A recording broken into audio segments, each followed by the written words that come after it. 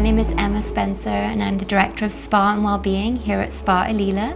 When the concept of the spa came to be, we wanted to incorporate the local Encinitas surroundings.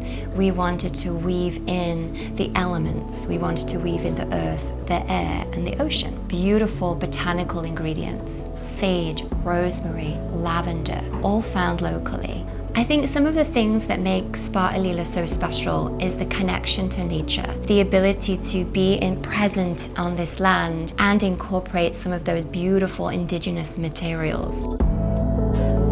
When we incorporate these treatments, we incorporated traditional black obsidian gua sha tools. And the black obsidian tools are used in most of our treatments, including the facials. Our signature treatment, Euphoric, utilizes the basalt stones, which actually resemble the stones on the beach right near us. We incorporate that into a hot stone massage.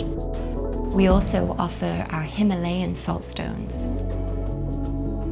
When we created the internal story of the spa specifically, you'll notice the textures, the colors, the feelings, the smells. It feels like you're home. Our experiences at Spa Alila incorporate sound into our treatment.